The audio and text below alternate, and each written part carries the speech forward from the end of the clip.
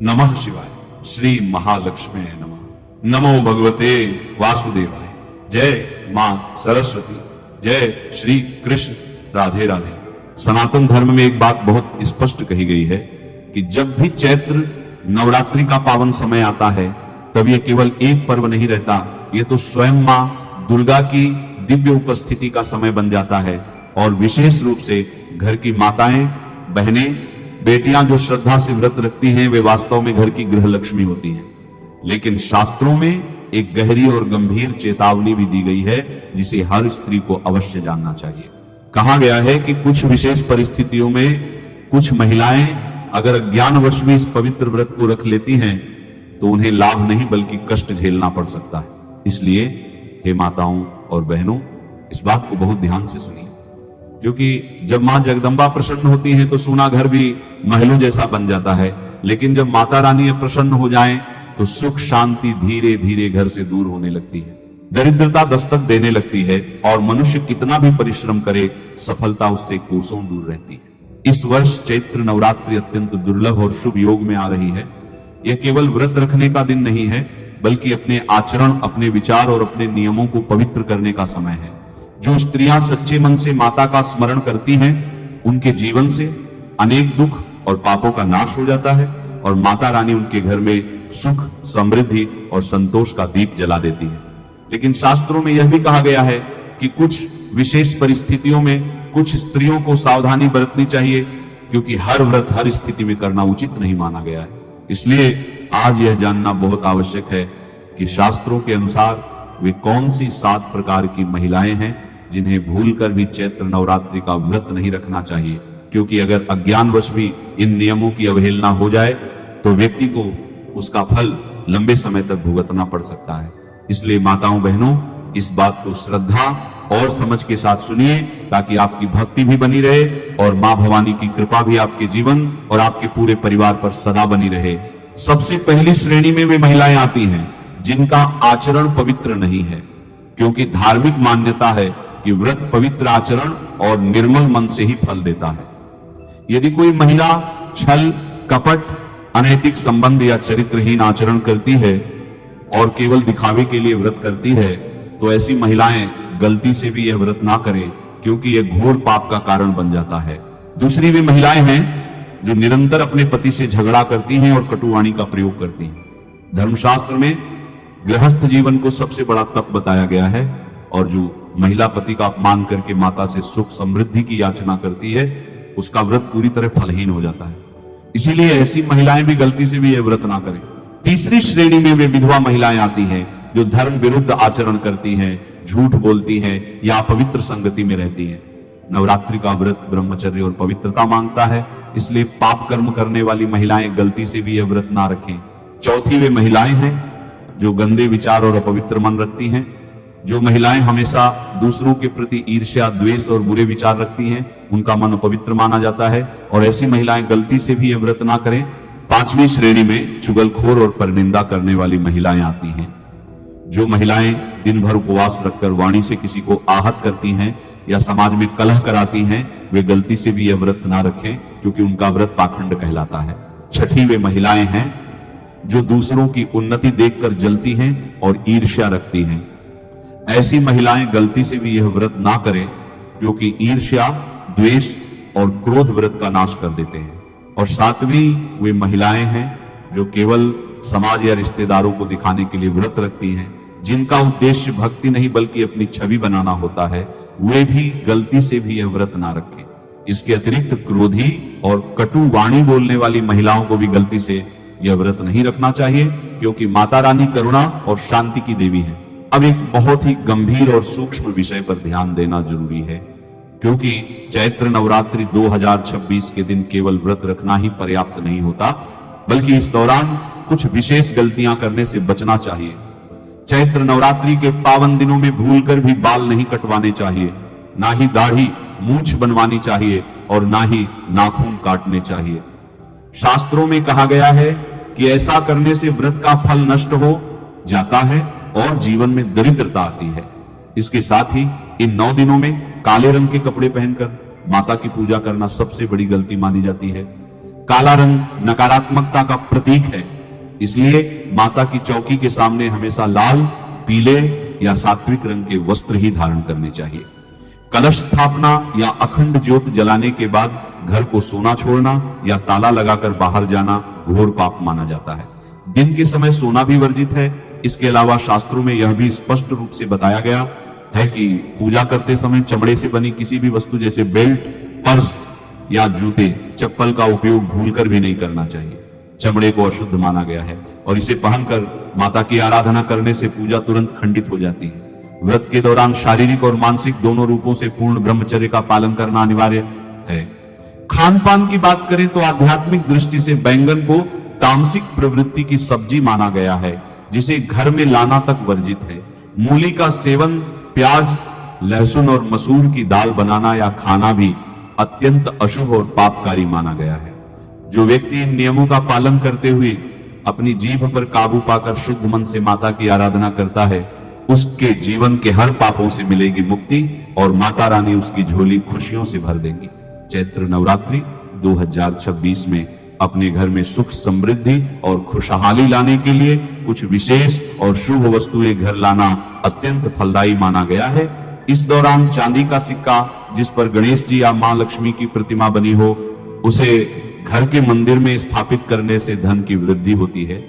इसके अलावा श्रृंगार का सामान जैसे चूड़ी, बिंदी, सिंदूर और मेहंदी लाकर मां दुर्गा को अर्पित करने से सौभाग्य में वृद्धि होती है और वैवाहिक जीवन सुखी रहता है।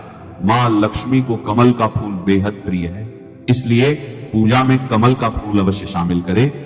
घर में सकारात्मक ऊर्जा के लिए तुलसी का नया पौधा, शंख पुष्पी, हरसिंगार, बरगद या केले का पौधा लाना बहुत ही शुभ होता है। इस पावन पर्व पर नवग्रह यंत्र, मुख्य द्वार के लिए स्वास्तिक धातु की मूर्ति, केसरिया रंग की ध्वजा, मिट्टी का घरौंदा और शुद्ध गाय का घी घर लाने से घर की सभी परेशानियां दूर होती हैं और माता रानी का असीम आशीर्वाद प्राप्त होता है। इसके साथ ही यदि आप इस नवरात्रि में गोमती चक्र, दक्षिणावर्ती शंख या श्री यंत्र खरीद कर माता के चरणों में रखकर उनकी विधि विधान से पूजा करते हैं तो आपके घर में साक्षात माता लक्ष्मी का स्थायी वास हो जाता है। यदि आप कोई नई प्रॉपर्टी, वाहन या नए वस्त्र और आभूषण खरीदने की सोच रहे हैं तो चैत्र नवरात्रि का यह शुभ समय इसके लिए सर्वश्रेष्ठ माना गया है। इसके साथ ही चैत्र नवरात्रि में किए जाने वाले कुछ नए और अचूक उपाय भी शास्त्रों में बताए गए हैं, जिन्हें करने से जीवन के हर पापों से मिलेगी मुक्ति और सारी मनोकामनाएं पूर्ण होंगी। यदि धन की अत्यंत समस्या है और कर्ज बढ़ता जा रहा है तो नवरात्रि के किसी भी दिन पीले कपड़े में 11 गोमती चक्र बांधकर माता रानी को अर्पित करे और नवमी के दिन उसे अपनी तिजोरी में रख ले। इससे धन का प्रवाह तेजी से बढ़ने लगता है। घर से हर प्रकार की नकारात्मक ऊर्जा और बुरी नजर को दूर करने के लिए पीली सरसों का उपाय बहुत ही कारगर है। नवरात्रि की शाम को माता के सामने घी का दीपक जलाएं और उसमें थोड़ी सी पीली सरसों डाल दें। इसके बाद पूरे घर में इस दीपक का प्रकाश दिखाएं। शीघ्र रोजगार प्राप्ति के लिए 27 पान के पत्तों की माला लाल धागे में बनाकर देवी को अर्पित करें और मन्नत पूरी होने पर उसे जल में प्रवाहित कर दें। खराब ग्रह दशाओं से छुटकारा पाने के लिए एक पानी वाले नारियल को अपनी गोद में रखकर देवी के समक्ष विशेष मंत्रों का जाप करें। अपनी उम्र के बराबर लौंग को काले धागे में बांधकर देवी को अर्पित करने से विशेष मनोकामनाएं पूरी होती हैं और चांदी की लौंग अर्पित करने से तंत्र मंत्र की बाधाएं कट जाती हैं। शीघ्र विवाह के लिए एक संपूर्ण सुपारी के चारों तरफ सिंदूर लगाकर उसे पीले कपड़े में देवी को अर्पित करें। इसके अतिरिक्त माता को प्रसन्न करने के लिए एक लाल चुनरी में बताशे, लौंग, इलायची और सिक्के रखकर माता के चरणों में अर्पित करें। इससे सुहाग की उम्र लंबी होती है और परिवार में खुशहाली आती है। नवरात्रि के इन पावन दिनों में भोजन का भी बहुत महत्व है, क्योंकि सात्विक आहार ही शुद्ध विचार उत्पन्न करता है। इन पावन दिनों में सात्विक और शुद्ध भोजन जैसे लौकी, कच्चे केले, सीताफल, कद्दू की सब्जी, कुट्टू का आटा, सिंघाड़े का आटा, साबूदाना, दूध, दही, घी और मखाने का सेवन सर्वोत्तम है।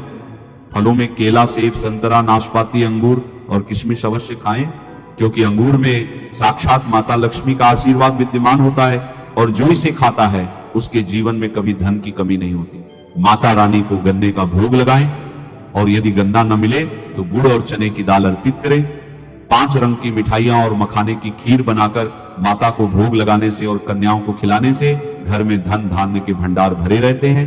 कन्या पूजन के समय इस बात का विशेष ध्यान रखें कि कन्याओं की उम्र 2 वर्ष से लेकर 10 वर्ष के बीच ही होनी चाहिए। कन्याओं को घर बुलाकर सबसे पहले उनके चरण स्वच्छ जल से धोने चाहिए और फिर उन्हें सम्मान के साथ आसन पर बिठाकर भोजन कराना चाहिए। भोजन के बाद अपनी सामर्थ्य के अनुसार उन्हें दक्षिणा और लाल वस्त्र या श्रृंगार का सामान उपहार में अवश्य दें। जो भक्त सच्ची श्रद्धा से कन्याओं की सेवा करता है उससे माता रानी शीघ्र प्रसन्न होती है। इसीलिए संकल्प लें कि आप इन 9 दिनों में कोई भी गलती नहीं करेंगे और पूरे सात्विक भाव से मां जगदंबा की पूजा करेंगे, जिससे आपके जीवन के हर पापों से मिलेगी मुक्ति और आपका घर हमेशा खुशियों से महकता रहेगा। कलश स्थापना से लेकर दशमी तिथि और कलश विसर्जन तक की पूरी जानकारी और कलश स्थापना की सटीक पूजा विधि क्या है, व्रत के दौरान किन नियमों का पालन आपको करना है और माता दुर्गा को प्रसन्न कैसे करना है, नवरात्रि के दिनों में किन चीजों को खाना है और कौन सी चीजें भूलकर भी आपको इन 9 दिनों में नहीं खानी है। साथ ही हम जानेंगे कि इन 9 दिनों में आपको किन कार्यों को जरूर करना चाहिए और कौन से ऐसे कार्य हैं जो आपको भूलकर भी नहीं करने चाहिए। चैत्र माह की यही से समस्त दोषों को हरने वाली नवरात्रि बताया जाता है। शास्त्रीय मान्यता है कि जो भी व्यक्ति इन 9 दिनों में ब्रह्म मुहूर्त में उठकर माता की आराधना कर लेता है उसे स्पर्श करने मात्र से वायु भी पवित्र हो जाती है एवं व्रत के प्रभाव से ऐसे लोग 84 लाख योनियों में भटकने की जगह सीधे परम धाम को जाते हैं। इस व्रत की विशेषता बताते हुए कहा गया है कि यदि कोई व्यक्ति सच्चे मन से माता शैलपुत्री से लेकर माता सिद्धिदात्री तक की पूजा कर लेता है तो उसे माता भवानी का अद्भुत आशीर्वाद प्राप्त होगा। हमारे शास्त्रों में चैत्र नवरात्रि का महत्व बहुत अधिक बताया गया है। मार्कंडेय पुराण के अनुसार यह पर्व स्वयं आदि शक्ति माता दुर्गा को समर्पित माना जाता है।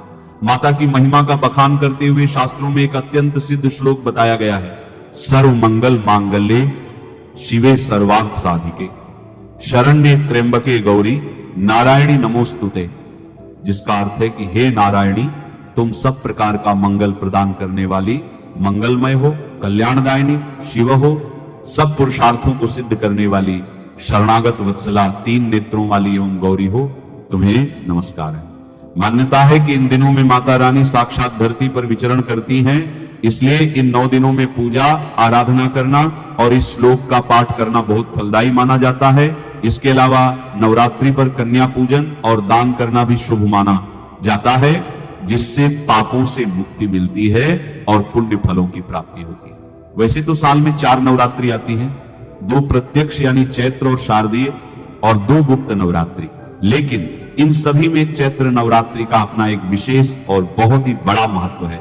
ब्रह्म पुराण के अनुसार चैत्र शुक्ल प्रतिपदा के दिन ही ब्रह्मा जी ने इस सृष्टि की रचना शुरू की थी और इसी दिन से हिंदू नव वर्ष का प्रारंभ भी होता है। चैत्र नवरात्रि सिर्फ माता की आराधना का ही नहीं बल्कि भगवान श्री राम के जन्मोत्सव का भी पावन पर्व है, जो महानवमी के दिन मनाया जाता है। शास्त्रों में चैत्र नवरात्रि की एक बहुत ही अद्भुत कथा का वर्णन मिलता है। प्राचीन काल में सुदर्शन नाम के एक राजकुमार थे, जिन्हें उनके शत्रुओं ने राजपाट छीनकर जंगल में खदेड़ दिया था। वन में भटकते हुए सुदर्शन ने माता भगवती की कठोर तपस्या की और चैत्र नवरात्रि के 9 दिनों तक निराहार रहकर उनका ध्यान किया। राजकुमार की सच्ची भक्ति से प्रसन्न होकर साक्षात जगत जननी मां दुर्गा प्रकट हुई और उन्हें अजय होने का वरदान दिया। माता के आशीर्वाद से सुदर्शन ने न सिर्फ अपने शत्रुओं पर विजय प्राप्त की बल्कि अपना खोया हुआ राज्य और वैभव भी वापस पा लिया।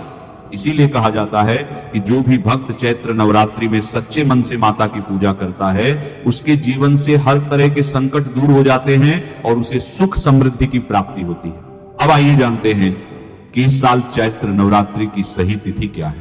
पंचांग के अनुसार साल 2026 में चैत्र शुक्ल प्रतिपदा तिथि की शुरुआत 19 मार्च को सुबह 6:52 पर आरंभ होगी।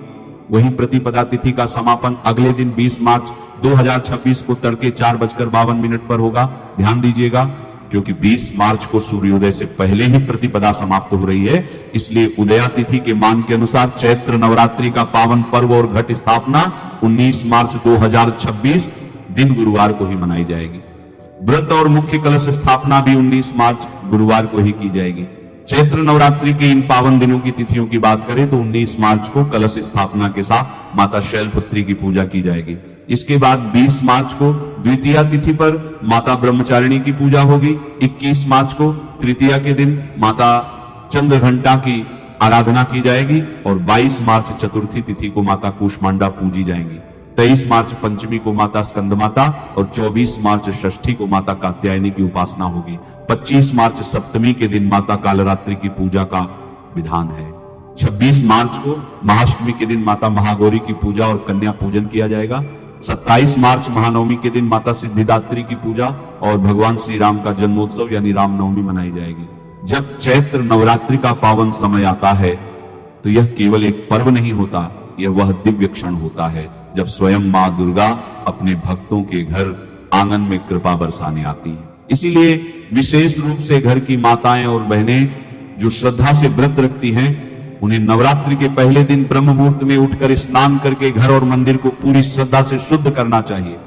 जब मन, तन और घर तीनों पवित्र हो जाते हैं तभी माता की कृपा सच्चे रूप में प्राप्त होती है। इसके बाद गंगा जल से पूजा स्थान को शुद्ध करके एक चौकी पर लाल वस्त्र बिछाकर मां जगदम्बा की प्रतिमा स्थापित की जाती है। मिट्टी के पात्र में जौ बोए जाते हैं और उसके मध्य कलश स्थापित किया जाता है।